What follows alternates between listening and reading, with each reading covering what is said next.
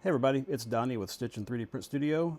Most of the videos we do on this channel are little shorts of little tips and tricks and just kind of things that are going on in the studio that day.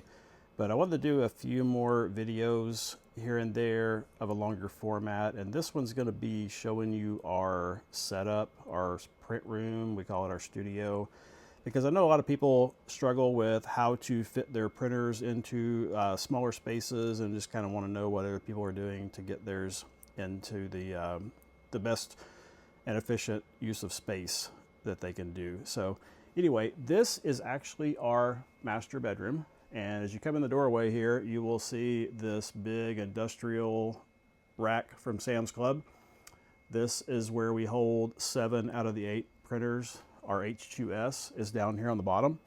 That guy is actually facing the other way from all the other printers that are on here. But one of the reasons why we went with this rack was because I can get to the back of this and change up the setup, because sometimes I need to do light boxes that are more than 4 colors, and I need to tie these AMSs together. You can see I've got a hub in the middle of that one right there.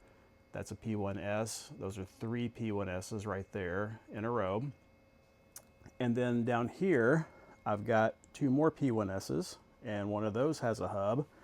And then you can see I've left the AMS stock right here by the H2S. That is the AMS2 Pro. That has drying function, and I wanted to keep that stock so that I could use that if I wanted to, even though we did buy a Sunlu dryer a while back. But anyway, same situation. I can take that hub and I can grab all 3 of those AMSs down below. I can even grab one from up top up here if I need to, and then the same thing up here. If I need to get more than 3 AMSs, I can come down to the bottom row and grab another one, and everything's easy to get to. It's kind of a mess back here, but it's maintenance friendly, and that was kind of the most important thing about that.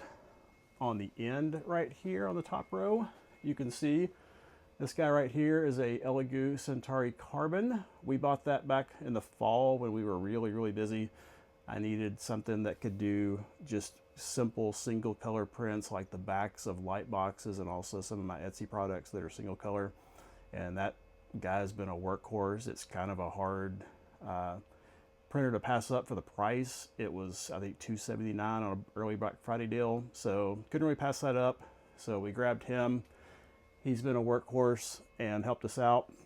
As we come around the front here, I'll show you just a little bit better here. This is what they look like from the front.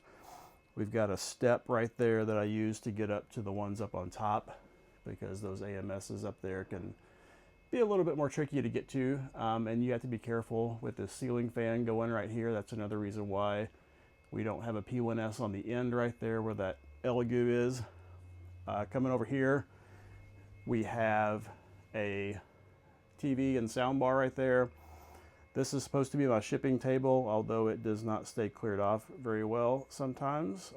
Product and filament dryer, things like that get put on there. But down below, I got the turntable with some good music down there to listen to while I'm working. And then over here is where we put the Snapmaker U1. These are 2 of the Husky tables from Home Depot that are on top of each other. And then we've got another little wire rack over there that's holding some extra filament and supplies and things like that. This is my main work area right here where I build light boxes and do any kind of post-processing that needs to be done on the prints. And then as we swing around here, there's the window, and then we have 2 of these big filament racks that came from Amazon. And you can see that even with those, we are running out of room for filament. We've got filament down there on the floor. We've got filament up there on that rack up there. And then I also have filament down below this big rack from Sam's Club. So let's talk about printers for a minute here. We bought the Snapmaker U1 because we need to do multicolor dragons, multicolor animals, and things like that. We were using a ton of filament and throwing out a ton of filament on these P1Ss when we do that kind of stuff, and we wanted something that could handle those prints and not have to throw away that much waste. And when they did that Kickstarter for the Snapmaker U1, I jumped right on it and very happy with it. I've probably only have maybe 75 to 100 hours on it so far, but it's been a great printer so far. I really like it a lot. I hope they come out with a version that has more tool heads, more color options available for it. That would be really awesome.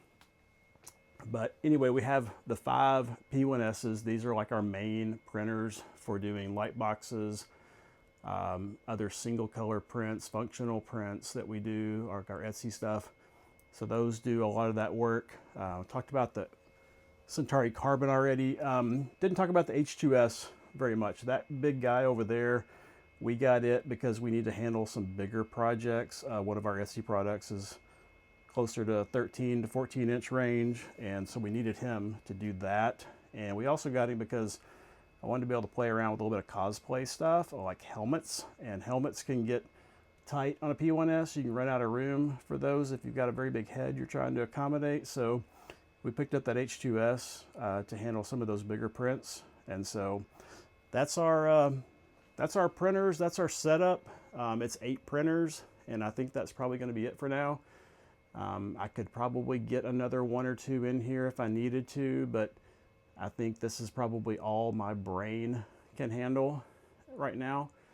And so it's doing what we need to do. We're keeping up with our shows at the moment with these. And so it's a really good setup, and I think we've made a really good use of the space in here as best you can. If you swing around to the other side of the room, I haven't shown it. It's a little bit messy at the moment, but my wife does quilted and sewn stuff. So she's got her stuff over there on that wall. And so that kind of makes up the rest of the room there. And that's our studio. Like I said, it's our master bedroom. We chose to use this space because we don't need this much room to sleep in. So we turned it into our studio.